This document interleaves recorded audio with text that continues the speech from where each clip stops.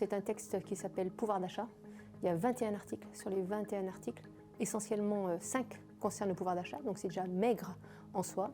Et tout l'objectif de nos travaux a consisté à trouver des mesures qui puissent être mises en place en additionnant un certain nombre de dispositifs à ce texte qui ne les comportait pas, qui soient des mesures efficaces, rapides à mettre en œuvre, et surtout peu coûteuse, parce que je rappelle quand même que la situation financière de notre pays est celle que nous connaissons tous et qu'il est effectivement important d'arrêter le quoi qu'il en coûte.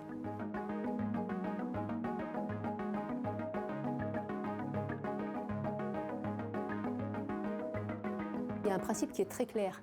Notre société est construite sur le travail.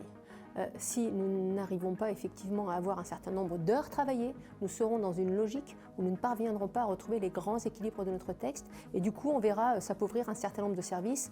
Les urgences à l'hôpital n'en sont que le triste exemple. Donc en la matière, nous avons mis en place un dispositif assez simple qui consiste à dire il faut que les gens travaillent. Il y a un certain nombre de personnes qui veulent travailler, qui veulent faire des heures supplémentaires, qui ne peuvent pas faire des heures supplémentaires. Nous avons donc permis dans le dispositif que je porte et que je présenterai jeudi d'avoir un bonus pour les personnes qui veulent faire des heures supplémentaires. Et tous les gens qui veulent travailler plus, on les incite à travailler plus et y compris, on encourage les chefs d'entreprise à pousser les salariés à le faire. C'est comme ça qu'on va s'en sortir.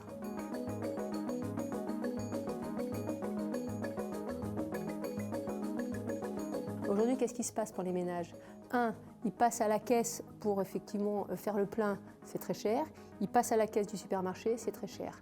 Et ils n'ont pas de liquidité parce qu'effectivement c'est un peu compliqué à l'heure actuelle. Donc on a essayé de mettre en place 3 mesures. La première sur l'essence, nos collègues républicains à l'Assemblée nationale ont porté des mesures qui sont de très bonnes mesures, y compris sur le gasoil pour se chauffer. Nous avons mis en place un dispositif sur les titres restaurants pour faciliter le paiement à la caisse et j'allais dire amoindrir le coût des ménages en ouvrant l'intégralité des tickets restaurants à tout l'alimentaire, alors qu'aujourd'hui on est plutôt sur la partie restauration et fruits et légumes et là on va l'ouvrir, c'est-à-dire que quand on passera la caisse on pourra payer avec nos tickets restaurants sur l'intégralité